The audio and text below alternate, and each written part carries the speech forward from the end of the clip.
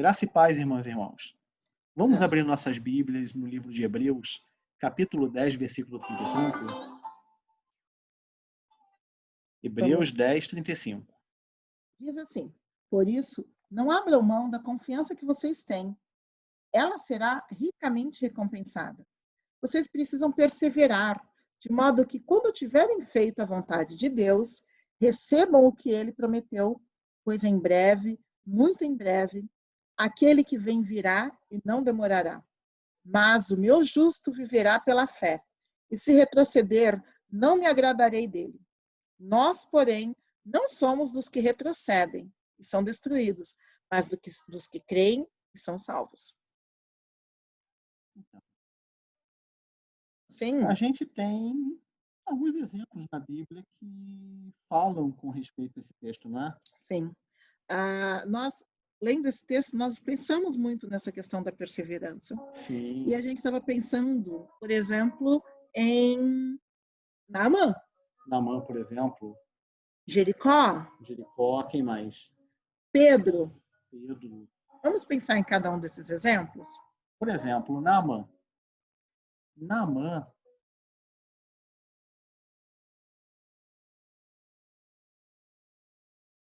quando ele aparece leproso diante do profeta, Sim. o profeta dá instrução a ele: muito claro. Mergulhe 7 vezes no rio.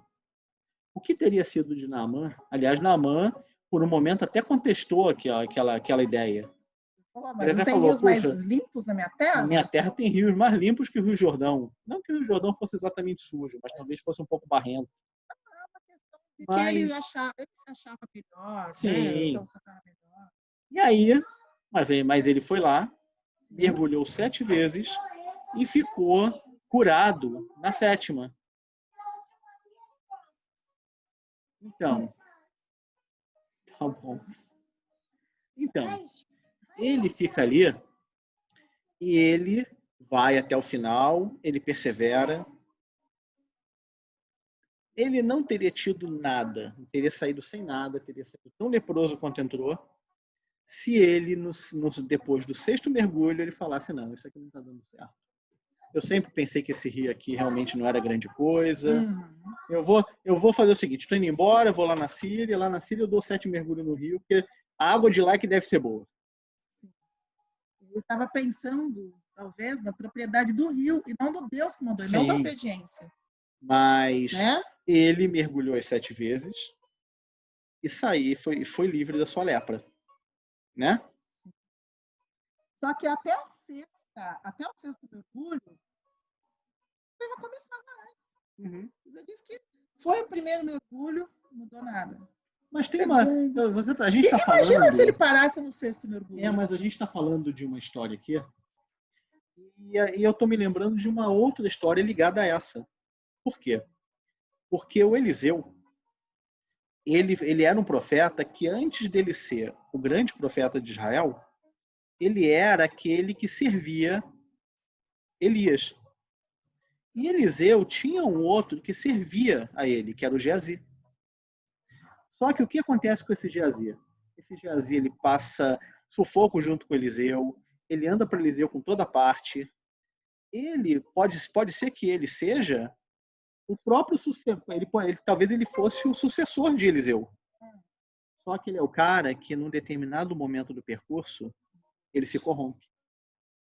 Quando Eliseu dá a instrução e fala: não aceita dinheiro nenhum de Naamã, e lá vai Geazi, aceita. E não só, ele sai da história de uma forma horrível. Quando Eliseu, ele sai como um leproso da história. Ele que já havia caminhado tanto, já havia possivelmente sofrido tanto, porque se Eliseu sofria perseguição, quando denunciava um rei, Geazi acabava sendo afetado por isso. Mas depois de tanto lutar, ele sai sem nada.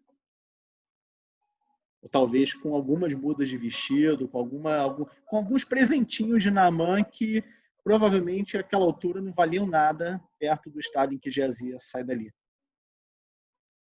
Certo? Certo. Ele não perseverou. Sim. Naquele chamado, naquela fé. Mas quem mais temos?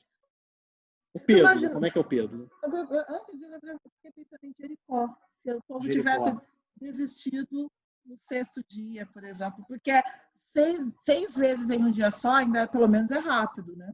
Mas passava esse tempo todo dando voltas numa cidade. Passaram 6 dias dando voltinha na cidade. 6 dias dando voltinha na cidade. É tempo mais suficiente para alguém chegar e falar: pessoal, vamos parar com essa maluquice? Que negócio que a gente está fazendo aqui? É tempo suficiente para o pessoal lá do muro começar a olhar para baixo e falar: e aí, galera, a caminhada tá boa? Eles deviam ter ouvido muita coisa. Devem ter ouvido. É assim? Vocês vão dar uma... Vocês vão tentar o quê? Vocês vão ficar andando aí em volta até cavar o chão e entrar por baixo? Mas não, o que acontece é que no 7º dia, na 7ª volta, os muros vieram abaixo. Se tivessem desistido na 6ª volta, tivessem desistido no 6º dia, ou na 6ª volta do 7º dia, não teriam visto a grande vitória que Deus tinha reservado a eles. E é fácil perseverar. Às vezes a questão não é nem que é difícil começar. E Pedro, né, que você ia falando de Pedro. Olha só, Pedro, gente, que coisa incrível. O que acontece com Pedro? Jesus, eles veem Jesus caminhando e Pedro diz: eu vou contigo, e vai. E Pedro começa a caminhar sobre as águas como Jesus. Ah, sim. Mas o que acontece quando Pedro, ele está andando, ele não está afundando?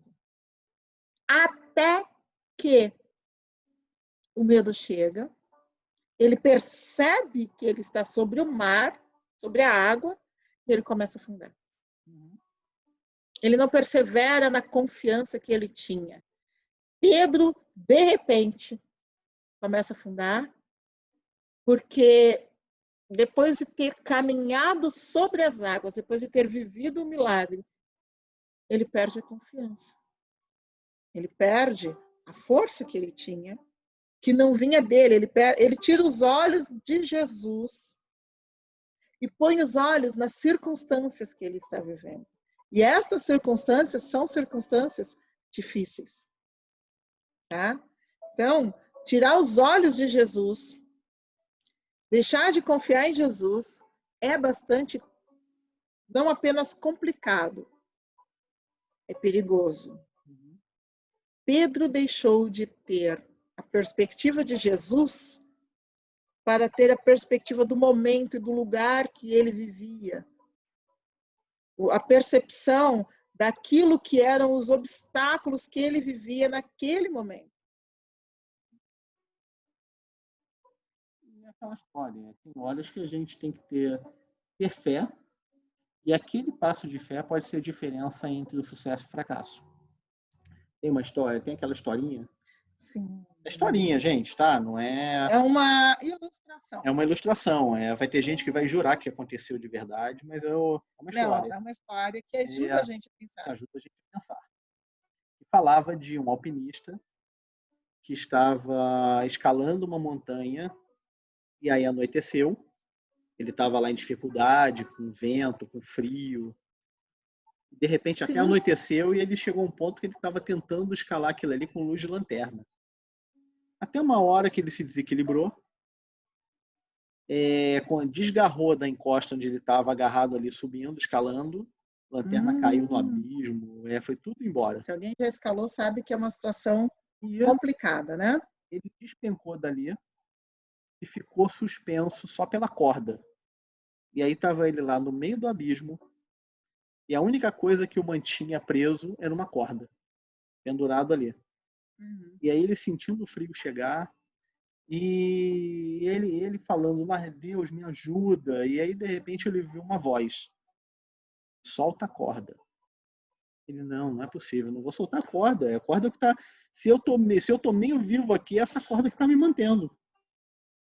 E ele lá pedindo: Deus, me ajuda, me ajuda. E ele lá no escuro, sem enxergar nada, e a voz falando: solta a corda. Abre o mosquetão, que é aquele gancho que prende ele, e deixa o teu corpo cair. E aí, nada disso.